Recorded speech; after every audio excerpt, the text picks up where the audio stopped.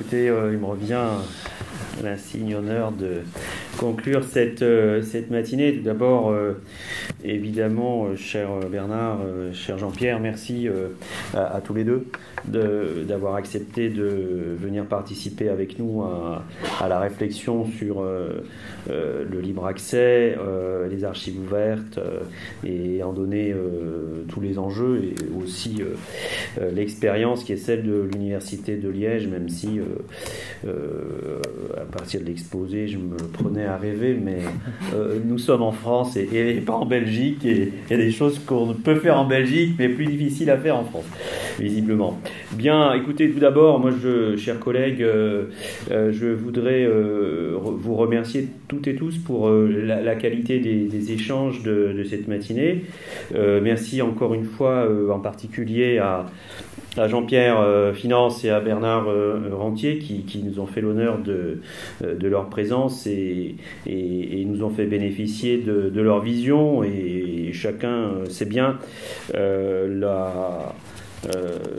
compétence et l'expertise de nos deux intervenants sur le sujet. Je crois qu'on pouvait difficilement trouver mieux. Merci aussi à Peter Wirtz d'avoir accepté de jouer le rôle de faire l'introduction et le modérateur aussi. Et donc on sait bien aussi qu'on doit beaucoup de choses à Peter, qui est toujours volontaire pour participer à des projets collectifs et fédérateurs sur le site. Merci à vous toutes et tous qui avez apporté aussi vos témoignages et vos questions, dont certaines évidemment restent encore ouvertes, comme c'était le cas sur les dernières questions. Alors la diffusion des savoirs, c'est un sujet qui est au cœur de la responsabilité de l'Université de Lyon, je dirais presque depuis sa création, puisque l'Université de Lyon, en tant que presse, et même en tant que PU, le pôle universitaire lyonnais, c'était le truc qui précédait le presse, a intégré par exemple le Centre de culture scientifique et technique du Rhône, qui est totalement intégré à l'Université de Lyon, alors que c'est qu'un aspect du sujet évidemment, mais c'est simplement pour indiquer que la question de la diffusion du savoir est un sujet pour nous évidemment d'intérêt dans toutes ses dimensions. Alors aujourd'hui évidemment ça prend une coloration qui est beaucoup plus large et qui correspond plus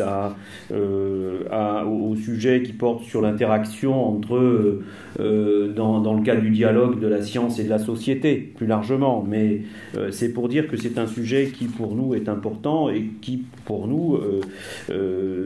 relève de notre responsabilité en quelque sorte.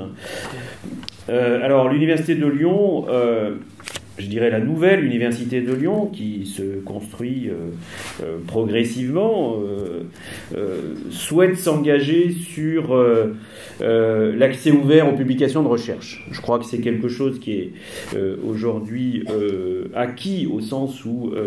c'est une volonté forte et une volonté qui est partagée par les décideurs, mais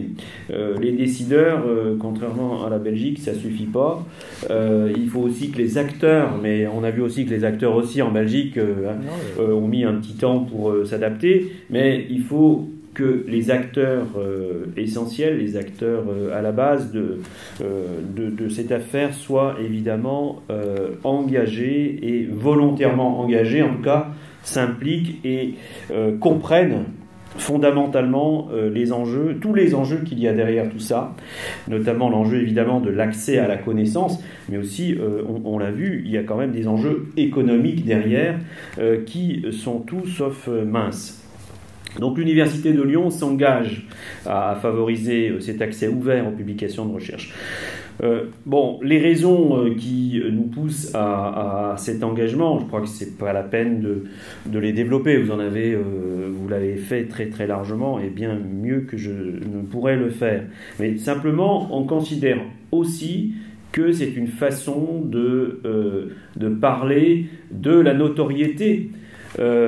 de notre site. C'est une façon aussi de promouvoir l'attractivité de notre site et la connaissance que l'on peut avoir de la production scientifique qui est celle de notre site. C'est aussi, et là aussi vous l'avez dit très très bien,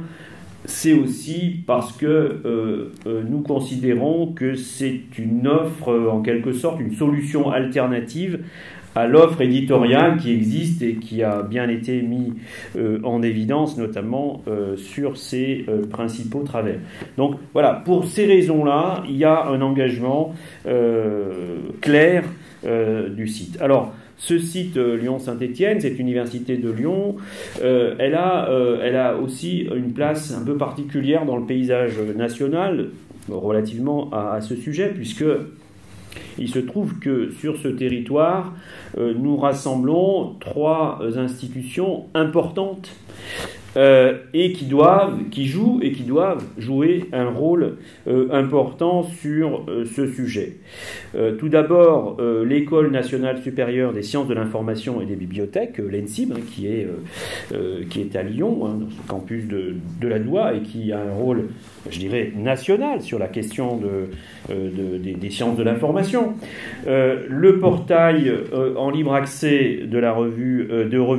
Percé, donc qui est aussi un outil tout à fait essentiel, important, national, donc qui est porté par l'Université de Lyon et le ministère de la Recherche et de l'Enseignement supérieur, entre autres. Et enfin, le Centre pour la communication scientifique directe, le CCSD, donc une personne qui est présente ici, qui est représentée ici, et qui porte l'archive ouverte HAL. Donc vous voyez que sur notre site, on a ces 3 institutions, et je précise qu'elles ne sont pas seulement sur le site comme implantation, je dirais, entre guillemets,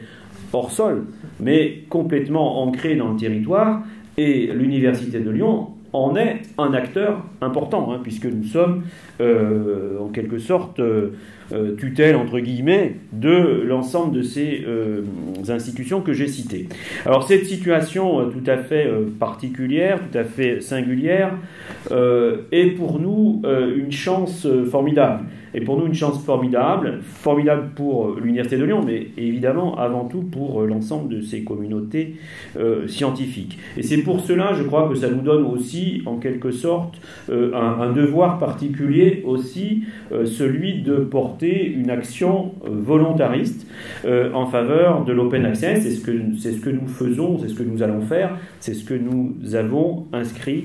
dans notre projet stratégique de site, et je pense que c'est quelque chose qui devrait figurer en bonne place dans notre dossier de candidature IDEX, parce que effectivement on a des choses à dire ici particulièrement. Alors, comme ça a été dit également, le dépôt dans les archives ouvertes n'est pas quelque chose de simple, au sens où il ne suffit pas d'appuyer sur un bouton pour que l'ensemble des chercheurs se mettent au garde à vous et déposent toutes leurs publications dans les archives ouvertes. Certes, mais cela, évidemment, ne doit pas nous empêcher d'avancer, de continuer à faire la promotion, et donc cela relève aussi d'un engagement et d'une impulsion politique forte qui doit être claire et menée sur le territoire. Alors, ce que je peux dire déjà, c'est que, évidemment, tout ça n'est pas seulement que des grandes intentions et des beaux discours. Il y a des réalisations tout à fait concrètes que nous avons mis en place. Bon, je ne reviens pas sur les 3 entités qui sont sur les territoires et avec lesquelles, évidemment, nous travaillons parfaitement bien. Mais l'Université de Lyon, à travers son programme IDEX Avenir Lyon-Saint-Étienne, s'est engagée dans la création d'un portail HAL de l'Université de Lyon. Pour nous, c'est un enjeu très très fort de visibilité de l'Université de Lyon, et donc ce portail, nous en avons décidé sa mise en œuvre, et évidemment ce portail sera le parfait complément à la décision que nous avons prise également de promouvoir la signature unique Université de Lyon pour l'ensemble des publications des chercheurs de notre site. Donc tout ça, vous voyez, c'est une politique qui se met en place parce que, évidemment, comme ça a été très bien montré dans les schémas de Bernard, eh bien, c'est aussi une façon pour nous de faire en sorte que la production scientifique soit plus accessible, plus lue et plus citée. Je crois que les schémas étaient tout à fait éclairants sur cet aspect. Alors, ce portail HAL, évidemment, c'est bénéfique, en tout cas nous le pensons profondément pour les chercheurs,